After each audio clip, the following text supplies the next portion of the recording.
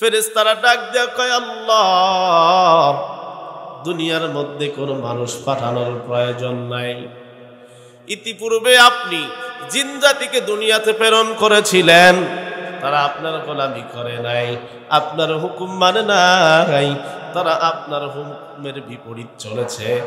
অতএব দুনিয়ার মধ্যে কোনো মানব জাতি প্রেরণ করার দরকার নাই। আমার আল্লাহ ডাক দিয়া বললেন, ক্বালা ইন্নী আ'লামু মা লা তা'লামুন। আল্লাহু আকবার। আমার আল্লাহ ডাক দিয়া কয়, দুনিয়া ও ফেরেশতার দল, আমি আল্লাহ যা জানি তোমরা তা জানো না। সমস্ত ফেরেশতাগুলা মাথা নিচুর দিকে দিয়া এইরকম ভাবে ইতস্ত হয়ে গেছে। হায় হায় হায়, আমরা কেন আল্লাহকে বললাম আল্লাহ মানুষ বানানোর দরকার নাই। আসলেই তো সঠিক, আল্লাহ যেইটা জানে আমরা সেইটা জানি না। কিভাবে তওবা করব, কিভাবে তওবা করব, মালিকের কাছে কেমনে ক্ষমা চাই, কেমনে ক্ষমা চাই, কেমনে ক্ষমা চাই। ফেরেশতার দরেরা টেনশনে আছে, কেমনে আল্লাহর কাছে ক্ষমা চাই। আমরা তো আল্লাহর কথার বিপক্ষে চলে গেছি। আমার মালিক ডাক দিয়া কয়, ফেরেশতার দল, আমি আল্লাহর কাছে ক্ষমা চাইতে হলে ক্ষমা চাওয়ার রাস্তা তোমাদের আছে। মুসলমান ভাইরা রে আমার, বর্তমান পৃথিবীতে কাবা শরীফ বরাবর বাইতুল মামুর চতুর্থ আসমানে একটা মসজিদ আছে, সেই মসজিদের নাম বাইতুল মামুর। ফেরেশতারা আল্লাহর কাছে ক্ষমা চাওয়ার জন্য অপর দিকে অগ্রসর হচ্ছে। প্রথম আসমান ভেদ, দ্বিতীয় আসমান পার হয়ে, তৃতীয় আসমান পার হইয়া চতুর্থ আসমানে আরশে আজিমে আল্লাহর কাছে মাফ চাওয়ার জন্য, ওঠার জন্য রওয়ানা। কিন্তু যখন সে চতুর্থ আসমানে যায়, ওই জায়গায় যায় দেখে সুন্দর করে একটা ঘর বানানো, যেই ঘরটার নাম বাইতুল মামুর। সুবহানাল্লাহ। এই বাইতুল মামুর, এই ঘরটা ধইরা ফেরেশতারা দেখে ঘরের বাহিরে এবং ভিতরে সুন্দর করে একটা কালিমা লেখা আছে। ওই কালিমাটা কি জানো না ভাই? ওই কালিমাটা হইল লা ইলাহা ইল্লাল্লাহু মুহাম্মাদুর রাসূলুল্লাহ। এত সুন্দর ঘর, ফেরেশতারা তো জানে না আমার আল্লাহ কেন দুনিয়ার মধ্যে মানুষ বানাবেন, আর মানুষ যদি দুনিয়াতে প্রেরণ করবেন তাহলে 10,000 বছর আগে কেন আল্লাহ মসজিদ বানালেন। দুনিয়ার মানুষদেরকে আল্লাহ বুঝাইতে চাইলেন, এ দুনিয়ার মানুষ, তোমাদেরকে আমি দুনিয়াতে খাওয়া ভরা ঘুমানোর জন্য পাঠাই নাই, দুনিয়াতে তোমাদেরকে আমার ইবাদত করার জন্যই পাঠাইছি। সুবহানাল্লাহ। কেমনে আমাকে আপনাকে আল্লাহ বানাইলেন, কত সুন্দর করে বানাইলেন। আমার আল্লাহ ডাক দেয়া কয়, দুনিয়ার মানুষ, গভীর চিন্তা করিয়া দেখো, যতগুলো সৃষ্টি আমার দুনিয়ায় আছে, প্রত্যেকটা সৃষ্টি আমি কুন ফায়াকুন দ্বারা বানাইলাম। কি দ্বারা বানাইছেন? হুকুম, মাত্র হুকুম দিয়া বানাইছেন। কিন্তু আমাকে আপনাকে আমার আল্লাহ কুন ফায়াকুন দ্বারা বানায় নাই। আমাকে আপনাকে আমার আল্লাহ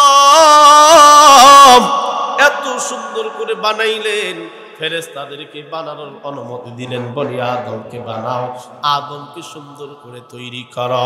কেমনে বানাবি জানো? সুন্দর কইরা পা থেকে গলা পর্যন্ত তৈরি করবি। খবরদার চেহারা বানাবি না, চেহারা আমি আল্লাহ কুদরতি হাত দিয়া বানাবো। কেমনে বানাবে? ফেরেশতারা আরজি করলেন, ইয়া আল্লাহ রব্বুল আলামিন, পুরা বডি আমরা তৈরি করব, কিন্তু চেহারা কেন বানাবো না? আল্লাহ রাব্বুল আলামিন ডাক দেয়া কয়, ফেরেশতার দল, তোমরা যদি চেহারা বানাও, তোমাদের বানানো চেহারা একজনের চেহারার সঙ্গে আর একজনের চেহারা ম্যাচিং হয়ে যাবে, বোঝা যাবে না কে বাবা, কে সন্তান, কে দাদা, কে ভাই। যার কারণে আমি আল্লাহ আমার কুদরতি হাত দিয়া এত সুন্দর করে বানাইবো। খলাকতু বিয়াদাইয়া, আমি আমার হাত দিয়া এত সুন্দর করে বানাবো, এত সুন্দর করে বানাবো, নাকের জায়গায় নাক, চোখের জায়গায় চোখ, কানের জায়গায় কান, মুখের জায়গায় মুখ, দাঁতের জায়গায় দাঁত, জিহবার জায়গায় জিহবা। এত সুন্দর কইরা অবয়বময় করে বানাইব, যেই চেহারা এত সুন্দর হবে, যেই চেহারা এত সুন্দর হবে, ওই সন্তান ওই লোকের ওই ব্যক্তির মাধ্যমে দুনিয়ার মধ্যে যে সন্তান আমি প্রসব করাবো, ওই সন্তানের সঙ্গে বাপের চেহারার কোনো মিল থাকবে না। মুসলমান ভাইরা রে আমার আপনার রব আল্লাহ রব্বুল আলামিন পৃথিবী সৃষ্টির কয় হাজার বছর আগে মসজিদ বানালেন, 10,000 বছর আগে মসজিদ বানাইলেন। আর সেই মসজিদটা অবস্থিত হইল বাক্কায়। বাক্কা এইটা হইতেছে মক্কার পূর্বের নাম। কখনকার নাম?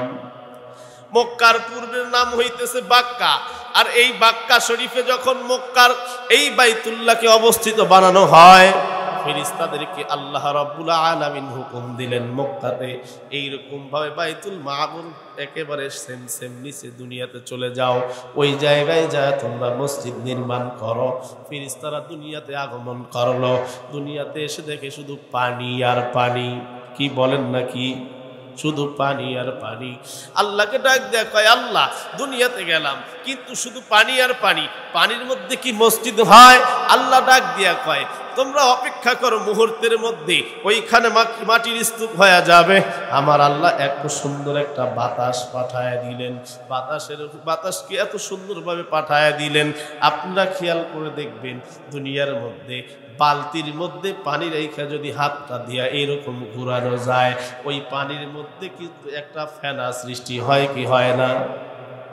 পানির মধ্যে কোনো সাবান নাই, কোনো কিছু ব্যবহার করেন নাই, শুধু আঙ্গুল দিয়া নাড়াইছেন, ওই জায়গায় কিন্তু একটু ফেনা সৃষ্টি হয়। ওই ফেনাতে দেখা যায় যে অনেকক্ষণই থাকে, ঘুরতেই থাকে। আল্লাহ রাব্বুল আলামিন তেমনি ফেরেশতাদের কথা শুই না বাতাসকে হুকুম করলেন, পানিটা ঘুরাও। পানিটা ঘুরতে একটা ফেনার স্তূপ হয়ে যায়, আর সেই জায়গাতে একেবারে নিচু একটা জায়গা তৈরি হয়, মাটির একটা স্তূপ তৈরি হয়ে যায়।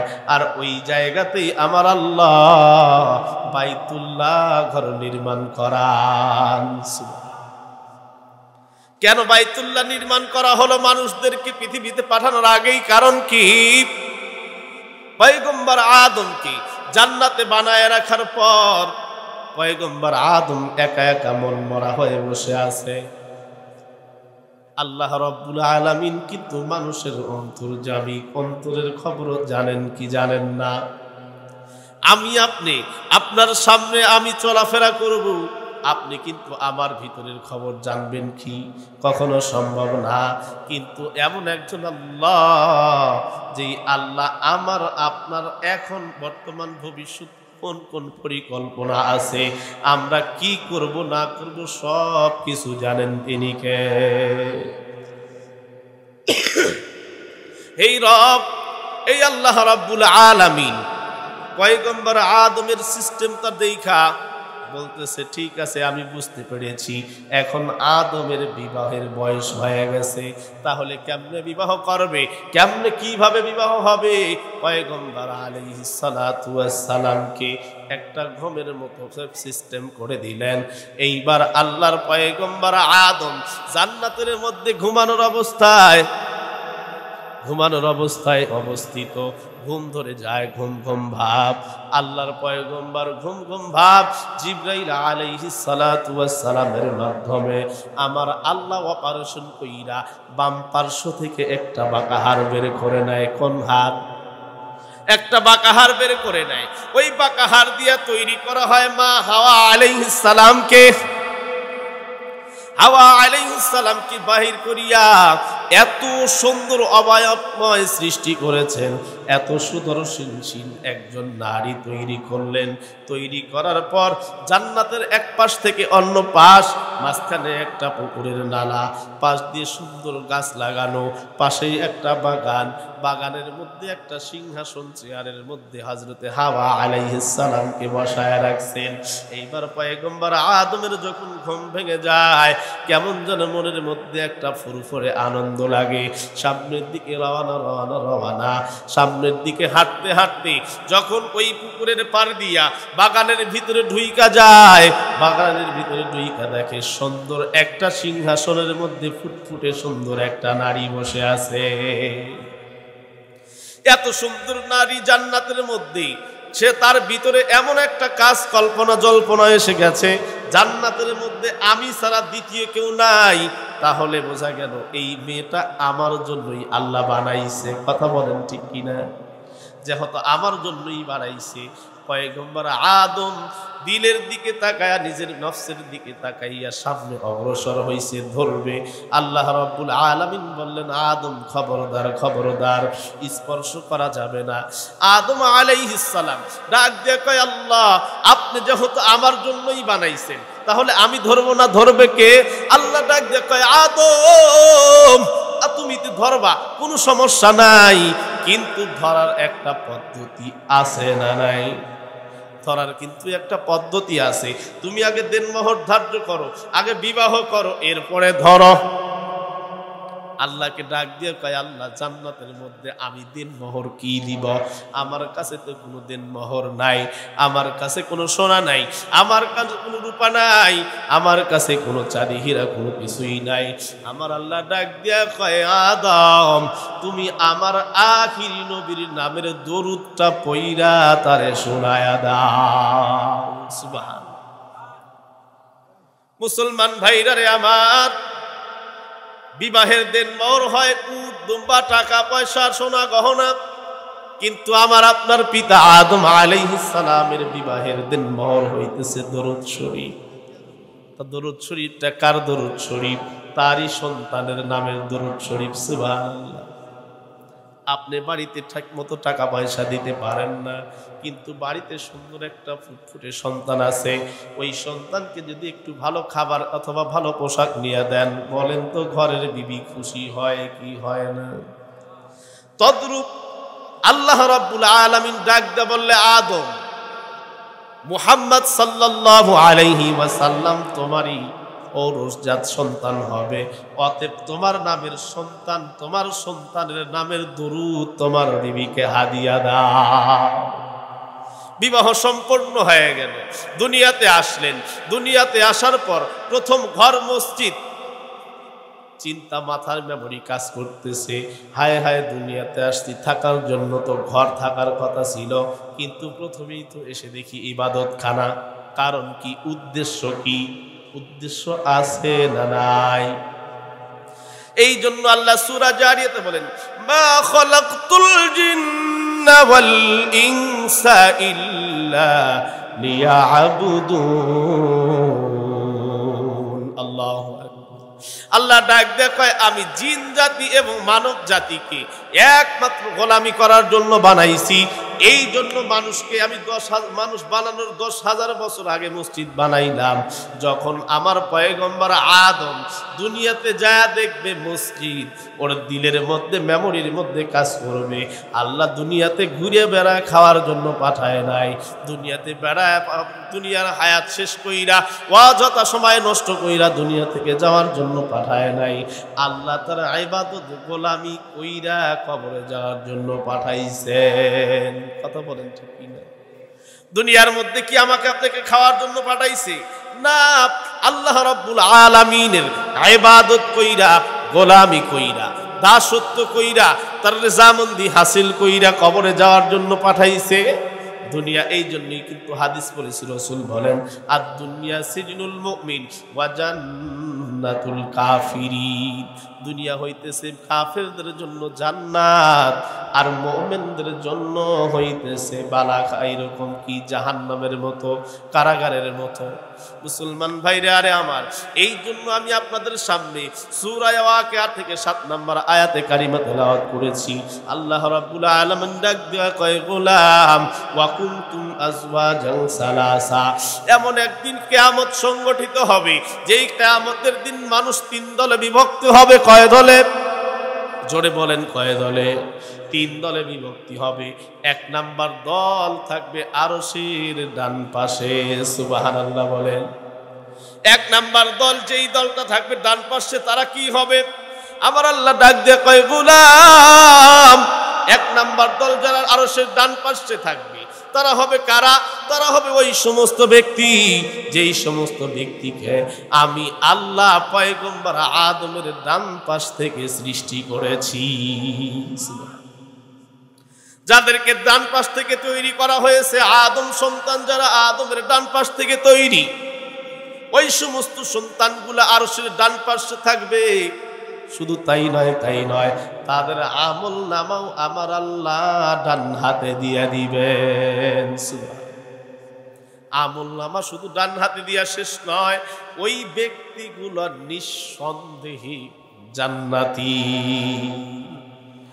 এক নাম্বার দল গেল, ডান পাশে থাকবে আরশের, ওই ব্যক্তিগুলো আল্লাহর জান্নাতি, পয়গম্বর আদমের ডান পাশ থেকে সৃষ্টি, এবং ওই ব্যক্তিগুলোর আমল নামা থাকবে ডান হাতে। এরপরে দ্বিতীয়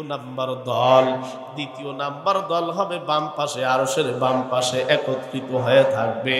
এই বাম পাশে যেই ব্যক্তিগুলা থাকবে, এই ব্যক্তিগুলাকে আমার আল্লাহ বলেন ডাক দিয়া, এই গোলামদেরকে আমি আদমের বাম পার্শ্ব থেকে তৈরি করেছি। এই ব্যক্তিগুলো হবে বামপন্থী, এই ব্যক্তিগুলোর আমল নামাও থাকবে বাম হাতে। ওই ব্যক্তিগুলা যখন আমল নামা হাতে পাবে তখন পড়তে থাকবে আর বলতে থাকবে, লা ইউগাদিরু সগীরাতাও ওয়ালা কাবীরাতান ইল্লা আহসাহা।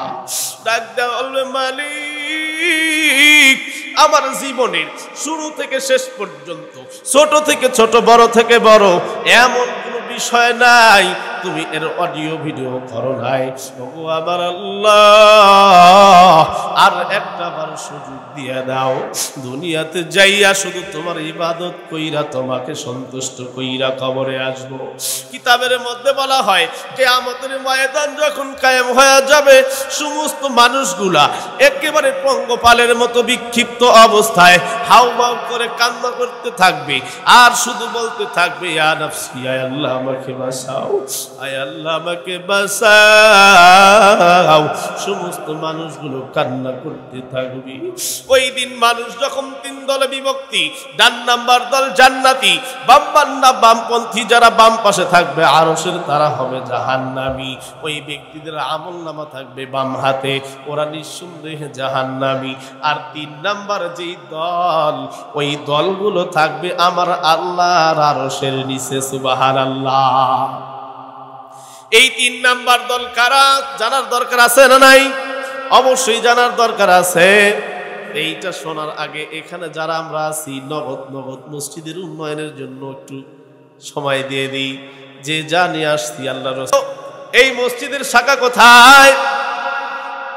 নূহ আলাইহিস সালাতু ওয়াস সালামের প্লাবনে যখন মসজিদ বাইতুল্লাহ তছনছ হয়ে যায়, কোনো কিছু ছিল না, আল্লাহ রাব্বুল আলামিন পয়গম্বর ইব্রাহিমকে ডাক দেয়া বলে, ইব্রাহিম, এই যে আমি তোমাকে, প্লাবনে যখন মক্কার কোনো চিহ্নই ছিল না বাইতুল্লাহর, আল্লাহ রাব্বুল আলামিন হযরত ইব্রাহিমকে বললেন, ইব্রাহিম মক্কাতে যাও, আমার ঘর নির্মাণ করো।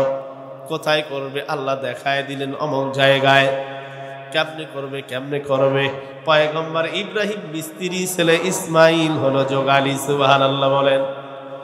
ইব্রাহিম আলাইহিস সালাতু ওয়াস সালাম সুন্দর করে অবয়বময় এত সুন্দর কইরা কাবাঘর বানাইলেন। বানানোর পরে কিছু মশলা বেঁচে যায়, আল্লাহ রাব্বুল আলামিনকে ডাক দিয়ে বলে, মালিক, আয় আল্লাহ তাআলা, এই মসজিদ বানানোর পরে কিছু এরকম মশলা বেঁচে গেল, করবো কি করব? আমার আল্লাহ ডাক দিয়ে কয়, ইব্রাহিম, খানায় কাবার ছাদের উপরে উইঠা পড়ো, ছাদের উপরে উইঠা ছিটায়া দাও, বিশ্বের পরতে পৌঁছানোর দায়িত্ব আমি আল্লাহ নিয়ে নিলাম। মালিক ডাক দিয়া বলে, গোলাম, তুমি ছাদের উপরে উইঠা ছিটায়া দাও। পয়গম্বর ইব্রাহিম উঠে ছিটায়া দেয়, পয়গম্বর ইব্রাহিম ছিটায়া দেয়। আমার আল্লাহ রাব্বুল আলামিন বাতাসকে হুকুম করে, এর বাতাস পৃথিবীর পরতে পৌঁছায়া দাও। ওই পরতে পৌঁছানোর কারণে আজকে এখানে মসজিদ, শুধু এখানেই নয়, কিয়ামত পর্যন্ত দুনিয়ার মধ্যে যতগুলা মসজিদ হবে এই সব মসজিদ বাইতুল্লাহর শাখা। কথা বলেন ঠিক কিনা?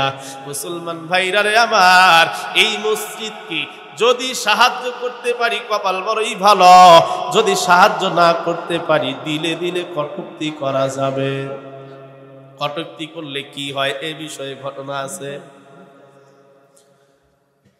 আল্লাহর পয়গম্বর আলাইহিস সালাতু ওয়াস সালাম দুনিয়াতে আগমনের 2000 বছর আগে, কয় হাজার বছর আগে?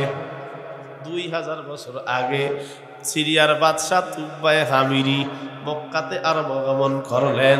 মক্কাতে ভ্রমণ করার জন্য আসলেন। মক্কাতে ভ্রমণ করার জন্য মক্কাতে যখন প্রবেশ করলেন, দিলে বড় অহংকার, কত বড় তাকাব্বুরি দিলের মধ্যে। মক্কার আসার সময় 12,000 আলেম সঙ্গে নিয়ে আসছেন। এইবার বাদশা তুবায়ে হামিরি দিলে দিলে কেমন যেন ভালো লাগে না, ভালো লাগে না। আলেমদেরকে ডাক দিয়া বলে, তাওরাতের আলেম, আমি মক্কাতে আসলাম, আমাকে তো কেউ সংবর্ধনা জানায় না।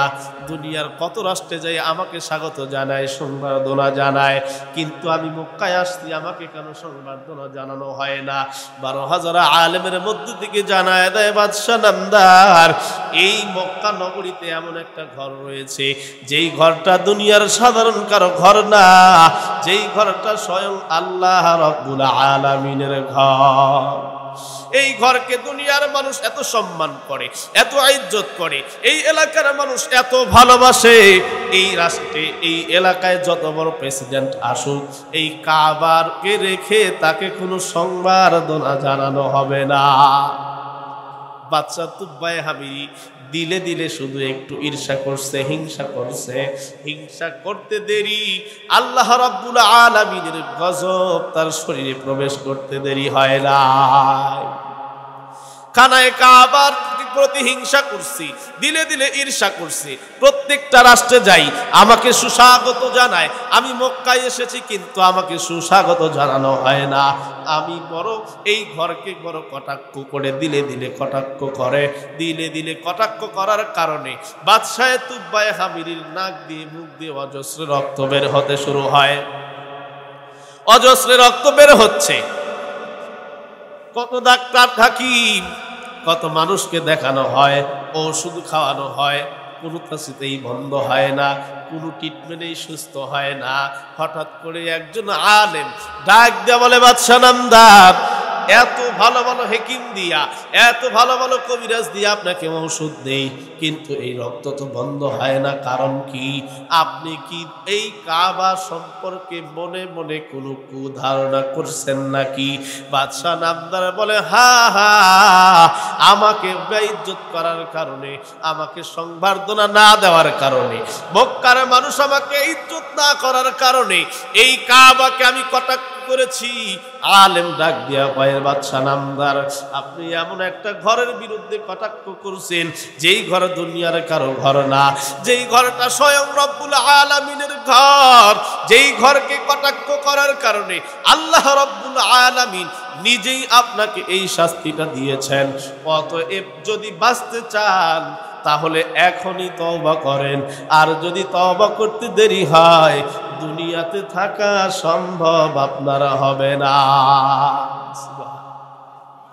এই কাবাকে যেই ধ্বংস করতে গেছে সে নিজেই ধ্বংস হয়ে গেছে, ঘটনা আছে না নাই? সূরা ফিলের মধ্যে আলোচনা, আলাম তারা কাইফা ফাআলা রাব্বুকা বিআসহাবিল ফিল।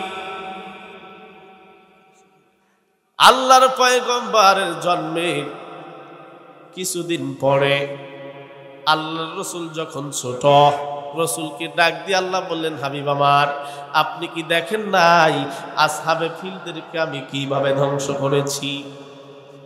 ওই দিকে যেমন সময় স্বল্প, তবে যারাই যুগে যুগে মসজিদ ভাঙার জন্য এসেছে, মাদ্রাসা ভাঙার জন্য এসেছে, আল্লাহর ঘরকে ভাঙার জন্য এসেছে, তারা এর বিপরীতে শাস্তি পাইছে কি পায় নাই? আজকে মুসলমানদের দুর্দিন, বাইতুল মুকাদ্দাস নিয়া ফিলিস্তিনে মুসলমানরা মার খায়। মুসলমান ভাইরা রে আমার, এমন একটা সময় আসবে তামাম পৃথিবী শাসন করবে মুসলমান। কথা বলেন ঠিক কিনা? তামাম পৃথিবীর মধ্যে যতগুলা মসজিদ আছে প্রত্যেকটা মসজিদের সঙ্গেই কিছু কিছু মানুষের বিভেদ আছে না নাই? ওই ব্যক্তিগুলাই কিন্তু বিপদে পড়ে কি পড়ে না? পড়ার পরে ইমামের কাছে যায়, আগে যায় না, আগে যায় না, কিন্তু যখন বিপদে পইরা যায় তখন যায় কয়, হুজুর আমার মায়ের জন্য দোয়া করেন, হুজুর আমার বাবার জন্য দোয়া করবেন, হুজুর আমি অসুস্থ, আমার বিবি অসুস্থ, আমার ছোট ছেলেটাও অসুস্থ, আমার ছোট মেয়েটাও অসুস্থ। তুই অসুস্থ হবি না তো কে হবে? তুই ওলামায়ে কেরামকে দেখতে পারো না? তুই মসজিদ, একদিন তোমারি নাম মসজিদে হবে এলান, তৈরি থেকো, তৈরি রেখো, তৈরি থেকো, তৈরি রেখো, কবরের মাল সামান একদিন তোমারি নাম মসজিদে হবে এলান। এ আমার কুশিয়ার মুসলমান ভাইরা, আমি আপনি একদিন মৃত্যুবরণ করব, এই মসজিদের মাইক দিয়ে এলান হয়ে যাবে, কুশিয়া গ্রামের অমুক পাড়ার অমুক ব্যক্তি আর দুনিয়ায় নাই। যেই পিতামাতা যেই সন্তানের জন্য, যেই বিবির জন্য রাত দিন হাড় ভাঙা পরিশ্রম করলি, মৃত্যুবরণ করছো, আর এক মুহূর্ত ঘরে রাখবে? কথা বলেন, রাখবে? রাখবে না? ডাক দিয়া বলবে, চাচাকে ডাক দিয়ে সন্তান বলবে চাচা, বড় বাবাকে ডাক দিয়া বলবে বড় আব্বু, কাকাকে ডাক দিয়া বলবে কাকা, দাদাকে ডাক দিয়া বলবে দাদা, আমার বাবা মারা গেছে, আর ঘরে রাখা যাবে না, তাড়াতাড়ি কাফন দাফনের ব্যবস্থা করেন। কথা বলেন ঠিক কিনা? এই যে সম্পদ, এই যে প্রাচুর্য, এই যে ঘর বাড়ি, কোনো কিছুই কি যাবে? কোনো কিছুই কিন্তু যাবে না। যেতে হবে শুধু একা, না সঙ্গে কেউ যাবে? কেউ যাবে না। এই সম্পদ, এই প্রাচুর্য, এই টাকা পয়সা, এই ধন দৌলত কোনো কিছুই যাবে না রে গোলাম, একমাত্র তোমার সঙ্গে যাবে নেক আমল। আমল ছাড়া কিন্তু কিছুই কবরে যাবে না। এই জন্য বলি মুসলমান ভাইরা, এই যে দুনিয়ার মধ্যে এত কিছু করতেছি সন্তানের সুখের জন্য, আমার ভবিষ্যৎ প্রজন্মেরা সুখে থাকবে, ধন সম্পদ, টাকা, বাড়ি, গাড়ি, জমি, মিল, ফ্যাক্টরি, ব্যবসা প্রতিষ্ঠান, কত দিক থেকে টাকা পয়সা ইনকাম, কারণ একটাই, আমার সন্তান সুখে থাকবে, আমার স্ত্রী সুখে থাকবে, আমার মেয়েরা সুখে থাকবে, তার সন্তানেরা সুখে থাকবে। কিন্তু মুসলমান, এই সন্তানই কিন্তু কিয়ামতের দিন তোমাকে চিনবে না। আল্লাহ রাব্বুল আলামিন ডাক দিয়ে বলেন, ইয়াউমা ইয়াফিরুল মারউ মিন আখিহি ওয়া উম্মিহি ওয়া আবিহি। আল্লাহ ডাক দেয়া কয়, এ দুনিয়ার মানুষ, যেই সন্তানের জন্য ফজর পর থেকে সূর্য অস্তমিত পর্যন্ত, সূর্য উদয় থেকে সূর্য অস্তমিত পর্যন্ত হাড় ভাঙা পরিশ্রম কইরা অর্থ গোছালি, টাকা কামালি, জমি কিনলি, বাড়ি করলি, গাড়ি করলি, কিন্তু কিয়ামতের ময়দান, যেই ময়দানে ওই সন্তানও তোমার পরিচয় দিবে না। সন্তান তোমার পরিচয় দিবে না, স্ত্রীও পরিচয় দিবে না, তোমার বাবা মাও তোমাকে চিনবে না। সবাই একই কথা বলতে থাকবে, ইয়া নফসি ইয়া নফসি, শুধু কান্না করতে থাকবে আর বলবে ইয়া নফসি। ওই যে দুই দলে বিভক্ত হয়ে গেল, তিনটা দলে বিভক্তি। এক নাম্বার ডান পাশে যারা হবে এই রকম জান্নাতি, আদম আলাইহিস সালাতু ওয়াস সালামের ডান পাশ থেকে তৈরি। আর দ্বিতীয় দল হবে বাম পাশে বামপন্থী, যারা পয়গম্বর আদমের বাম পাশ থেকে সৃষ্টি, এই ব্যক্তিগুলো হবে জাহান্নামী। তিন নাম্বার দল যারা হবে, আমার আল্লাহ ডাক দেয়া বলেন, ওয়ালা তাকুলু লিমাই ইউকতালু ফি সাবিলিল্লাহ বাল আহইয়াউ ওয়ালাকিন লা তাশউরুন। আল্লাহু আকবার। তিন নম্বর দল হবে তারা, কারা হবে তিন নম্বর দল? যেই দল তিন নম্বর দল আরশের নিচে ছায়া পাবে, আরশের নিচে জায়গা পাবে। এই দল হবে কারা? যেই দল, এই দল হবে তারা হিজরতের সাথী যারা। সুবহানাল্লাহ বলেন। হিজরতের সাথী কারা? আমার আপনার পয়গম্বরের হিজরতের সাথী কারা? আওয়াজ দিয়ে বলেন তো। আহা, জানে না সাহাবায়ে কেরামেরা কারা? সাহাবায়ে কেরামেরা আল্লাহ ডাক দিয়া বলেন ওই সমস্ত ব্যক্তিরা আমার আরশের নিচে থাকবে, রাদিয়াল্লাহু আনহুম ওয়া রাদু আন। সুবহানাল্লাহ বলেন। যাদের উপরে আমি আল্লাহ খুশি, যারা আমি আল্লাহর উপরেও বড় খুশি। দ্বিতীয় নাম্বার দল হবে সাহাবায়ে কেরাম, তাবেঈনে কেরাম, তবে তাবেঈনে কেরাম, শুহাদাইন, সালেহিন, সিদ্দিকিন, ওলি বুজুর্গরা হবে তৃতীয় নাম্বার দল। এই তৃতীয় নাম্বার দল থাকবে আমার আল্লাহর আরশের নিচে। সুবহানাল্লাহ। মুসলমান ভাইরারে আমার, এইবার তিন দলে বিভক্তি হইয়া যখন বিচার কমপ্লিট হবে, তিন দলে বিভক্তি হয়ে গেল, জান্নাতীরা জান্নাতে চলে গেল। এই তিনটা দল মিলে আবার দুই দল, এই দুই দল একসঙ্গে জান্নাতে যাবে। কেউ হবে ভিআইপি পারসন, কেউ হবে নরমাল। আর এই আরেকটা দল যে বামপন্থী থাকলো, এই দলটা যাবে জাহান্নামে। জাহান্নামে যাওয়ার পর জাহান্নামের মধ্যে নিক্ষিপ্ত হবে। জাহান্নামের মধ্যে নিক্ষিপ্ত হওয়ার পর গোলাম শুধু কান্না করতে থাকবে আর ডাকতে থাকবে, ইয়া আল্লাহ, ইয়া রহমান, ইয়া রহমান, ইয়া রহিম, ইয়া আল্লাহ, আয় আল্লাহ আমাকে বাঁচাও, আয় আল্লাহ আমাকে বাঁচাও। এইরকম বারবার ডাকতে থাকবে। কিতাবের মধ্যে বলা হয় ওই গোলাম 1000 বছর ডাকার পর ওই গোলামের একটা ডাকের উত্তর দিবে মালিক ফেরেশতা। ডাক দিয়া বলবে, নাফরমানের দল, দুনিয়ার মধ্যে একটা বার তুই যদি আল্লাহকে আল্লাহ বইলা ডাক দিদি রে গোলাম, আজকে 1000 বার ডাকে কোনো লাভ হবে না। দুনিয়ার মধ্যে একটা বার যদি ডাক দিদি আল্লাহ, ওই একটা বার ডাক দেওয়ার কারণে আমার আল্লাহ তোর জীবনের সমস্ত গুনাহগুলো মাফ করে দিত। দান কবুল করে নাও, জানে মানে বরকত দিয়ে দাও, সাথে কল্যাণ দান করো, সমস্ত বিপদ আপদ বালা মুসিবত থেকে হেফাজত করে বলে আমিন। গোলাম ডাকতে থাকবে 1000 বছর। কেন বলাও, ডাকো কেন? এরে গোলাম, তোর দিকে তো আমার আল্লাহ রহমতের দৃষ্টি নিয়া তাকায় থাকছে, তুই কিন্তু তাকে এইরকম ডাকো নাই। আজকে 1000 বছর ডাইকা কোনো লাভ হবে না। এইরকম আরো 1000 বছর ডাকবে, আবার ডাকবে, কোনো লাভ হবে না। মুসলমান ভাইরারে আমার, এই জন্য বলি জীবন থাকতে জীবনের কদর করো। মুতু কাবলাং তামুতু, মরার আগে একটু মইরা দেখো। মরার আগে যদি মরার ভান দইরা দেখা যায়, মরে গেলে কোনো কিছুই যাবে না, একমাত্র আমি শুধু একাই একা। এই জন্য আমি আমার মুসলমান ভাইদেরকে বলবো, পরবারের মা বোনদেরকে বলবো, এই যে ছোট্ট জিন্দেগি, এই জিন্দেগিকে নিজের মন গড়া না চালাইয়া আল্লাহ রাব্বুল আলামিনের হুকুম, রাসূলের সুন্নাহকে জড়ায়া আমি আপনি দুনিয়া থেকে যেন ঈমান ও আমলের সঙ্গে আল্লাহ আমাদের সকলকে কবরে নেন। সকলে বলি আমিন।